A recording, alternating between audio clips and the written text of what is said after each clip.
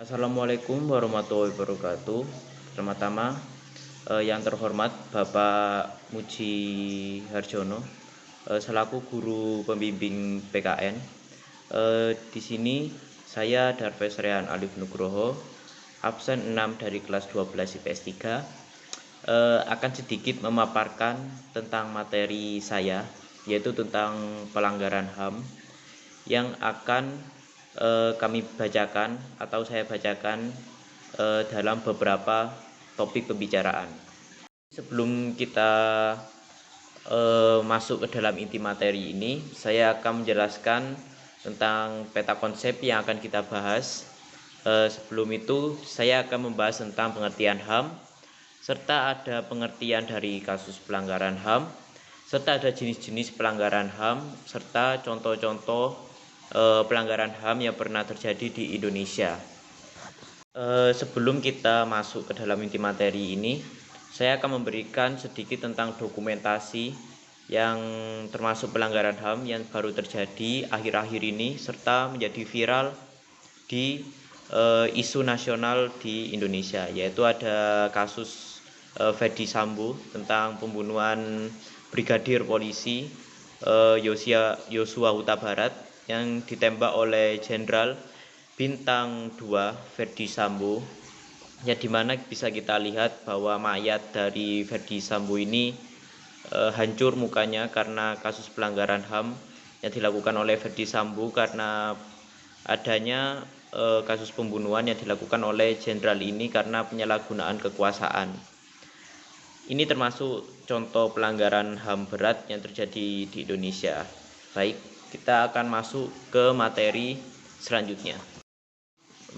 Memiliki pengertian di dalam pasal 39 tahun 1999 tentang hak asasi manusia adalah hak asasi manusia adalah seperangkat hak yang melekat di dalam manusia, yang hakikat dan keberadaannya manusia sebagai makhluk Tuhan Yang Maha Esa dan merupakan anugerahnya yang wajib dihormati, dijunjung tinggi, dan dilindungi oleh negara, hukum, pemerintah, dan setiap orang. Hal ini dimaksudkan adalah hak asasi manusia itu merupakan hak yang dimiliki oleh manusia dan makhluk-makhluk Tuhan Yang Maha Esa, tidak memandang agama, suku, ras, dan agama. Hal ini melekat pada semua manusia, dan di mana kita antar manusia dan manusia yang lain tidak boleh mengambil hak asasi manusia ini, karena pastinya sudah dilindungi oleh Undang-Undang tahun 1999 pasal 39. Maka hal itu, hak asasi manusia ini melekat di dalam diri manusia, dan kita tidak boleh mengambil hak-hak itu tanpa adanya proses hukum atau manusia tersebut berbuat kesalahan, dan kita tidak boleh main hakim sendiri dalam menanggapi hak asasi manusia. Dan kita antara manusia sesama manusia wajib menghormati satu sama lain. Kita masuk ke dalam inti dari materi, yaitu pengertian HAM. Sekarang kita akan masuk ke dalam pengertian kasus pelanggaran HAM, di mana di dalam pasal 1 angka 6 Undang-Undang Hak Asasi Manusia itu didefinisikan bahwa kasus pelanggaran HAM itu merupakan perbuatan seseorang atau kelompok orang, yaitu yang termasuk seperti aparat negara ataupun siapapun itu, yang dilakukan baik sengaja atau tidak disengaja, atau kelalaian yang melawan hukum dan mengurangi, menghalangi, membatasi, dan atau mencabut hak asasi manusia seseorang atau kelompok orang yang dijamin oleh undang-undang. Maksud dari pengertian ini adalah setiap orang itu mempunyai derajat yang sama di mata hukum, di mana bahkan di dalam undang-undang pasal ini juga dijelaskan bahwa seperti orang-orang biasa serta aparat yang melawan hukum ataupun termasuk kelalaian yang itu seperti mencabut hak asasi manusia atau seseorang atau kelompok yang sudah telah dijamin oleh undang-undangnya, itu akan terkena kasus di pelanggaran HAM. Maka dari itu di dalam undang-undang ini dijelaskan bahwa setiap orang itu mempunyai derajat yang sama. Maka dari itu kita tidak boleh dalam memainkan hakim sendiri, kecuali orang-orang yang telah ditunjuk di instansi negara seperti pengadilan atau hakim itu mempunyai hak untuk mengatur jalannya proses persidangan atau mengurusi orang-orang yang telah melanggar HAM ini, baik secara sengaja atau tidak sengaja atau karena kelalaiannya. Itu merupakan sedikit pengertian kasus pelanggaran HAM. Dalam jenis-jenis pelanggaran HAM, HAM sendiri dibagi dalam beberapa jenis, yaitu ada dua, yaitu ada pelanggaran HAM biasa atau ringan dan ada pelanggaran HAM yang berat. Berdasarkan sifatnya, pelanggaran HAM ini dibedakan menjadi dua, yaitu yang pertama yang akan kita bahas, pelanggaran HAM biasa, yaitu merupakan kasus pelanggaran HAM yang ringan dan tidak sampai mengancam keselamatan jiwa. Namun jika ini dilakukan terus-menerus, tentu akan berdampak langsung atau membahayakan bagi seseorang. Yang seperti contoh pelanggaran HAM ringan itu pencemaran lingkungan dan seperti penggunaan bahan berbahaya pada makanan yang disengaja. Yang akan kita bahas merupakan pemberian bahan makanan yang berbahaya. Ambil saja contoh boraks.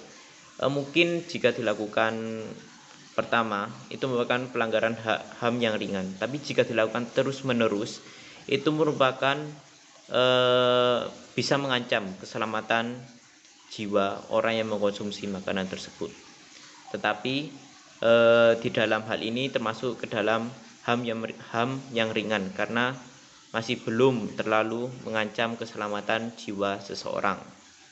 Yang kedua adalah pelanggaran HAM berat.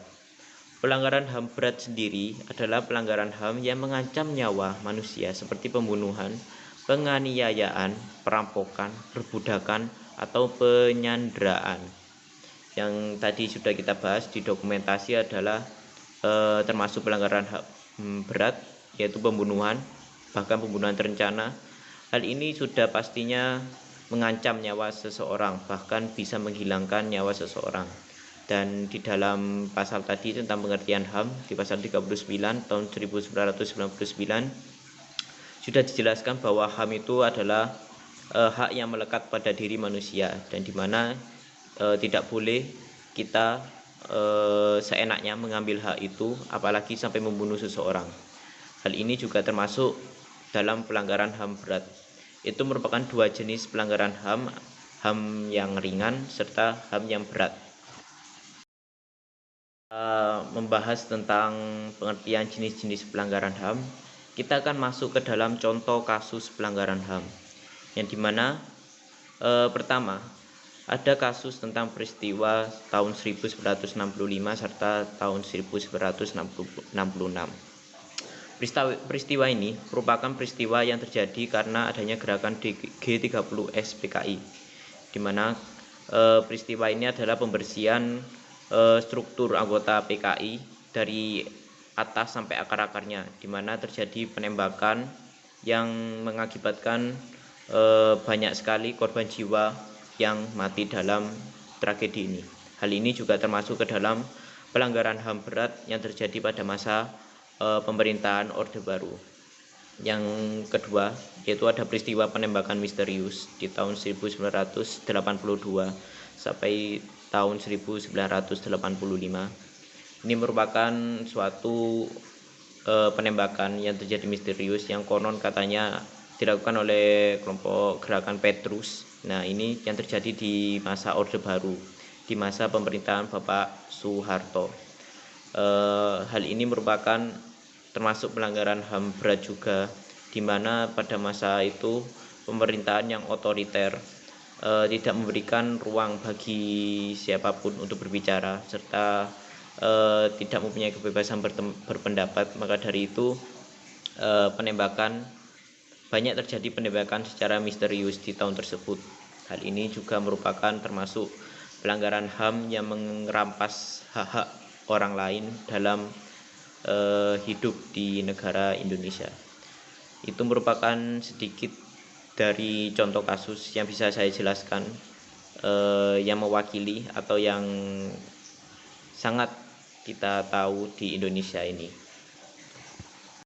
Kita ambil dari materi ini adalah dapat disimpulkan bahwa hak asasi manusia merupakan hak yang melekat pada diri manusia yang bersifat kodrat atau fundamental sebagai suatu anugerah Allah yang harus kita hormati, dijaga dan lindungi oleh setiap individu, masyarakat atau negara lain.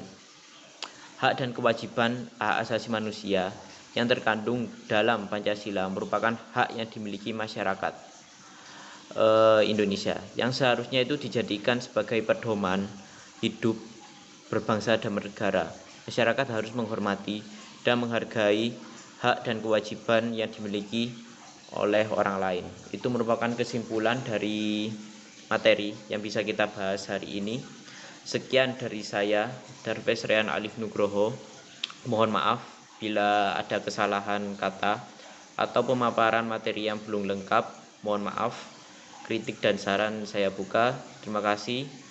Sekian dari saya. Wassalamualaikum warahmatullahi wabarakatuh.